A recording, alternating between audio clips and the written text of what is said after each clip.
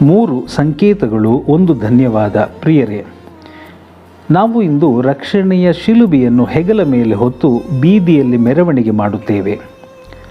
ಸುಮಾರು 2025 ವರ್ಷಗಳ ಹಿಂದೆ ಈ ಹೊತ್ತಿನಲ್ಲಿ ಯೇಸು ಪ್ರಾಣ ಬಿಟ್ಟರು. ವೈದ್ಯರು ಸಾವಿನ ಕಾರಣ ನಿರ್ಜಲೀಕರಣ, ರಕ್ತದ ಹೆಪ್ಪುಗಟ್ಟುವಿಕೆ, ಉಸಿರಾಟದ ವೈಫಲ್ಯ ಹೀಗೆಲ್ಲ ಹೇಳಬಹುದು. ಆದರೆ ನಮಗೆ ಧಾರ್ಮಿಕವಾಗಿ ಖಚಿತ ಸಂದೇಶವಿದೆ. ಅವರು ಪ್ರೀತಿಯಿಂದ, ಸ್ವಇಚ್ಛೆಯಿಂದ ನಮಗಾಗಿ ತಮ್ಮ ಜೀವ ಅರ್ಪಿಸಿದರು. ಸತ್ತರು ಎಂಬುದನ್ನು ಖಚಿತಪಡಿಸಲು ಸೈನಿಕರು ಈಟಿಯಿಂದ ಪಕ್ಕೆಯನ್ನು ಚುಚ್ಚಿದರು. ಯೋಹಾನನು ಕಂಡಂತೆ ಬರೆದ ರಕ್ತ ಮತ್ತು ನೀರು ಹರಿಯಿತು. ಯೋಹಾನ 19:34.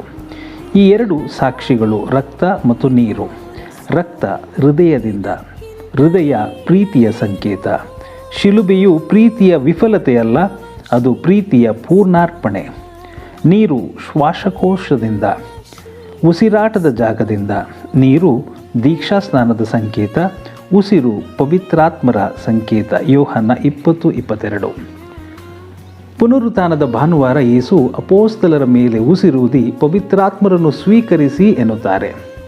ಮುಂದಿನ ಭಾನುವಾರ ನಾವು ಕೇಳುವ ಥಾಮಸ್ನ ಕತೆ ಈಗ ನಮ್ಮ ಕಣ್ಣ ಮುಂದಿದೆ.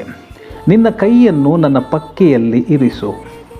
ಆ ಗಾಯ ಕೈ ಹೋಗುವಷ್ಟು ದೊಡ್ಡದು.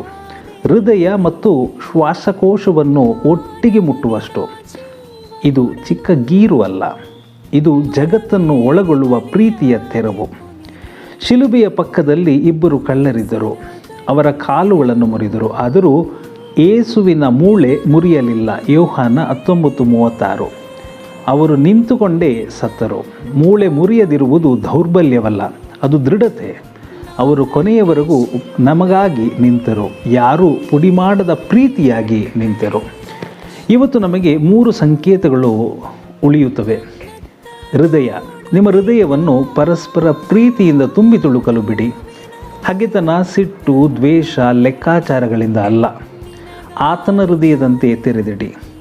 ಶ್ವಾಸಕೋಶ. ನೀವು ತೆಗೆದುಕೊಳ್ಳುವ ಪ್ರತಿಯೊಂದು ಉಸಿರು ಸುತ್ತಲಿನವರಿಗೆ ಜೀವ ನೀಡಲಿ. ಮಾತು, ಕ್ಷಮೆ, ಉಪಸ್ಥಿತಿಯಿಂದ ಇತರರ ಆತ್ಮಗಳಿಗೆ ಉಸಿರನ್ನು ಕೊಡಿ. ಮೂಳೆಗಳು.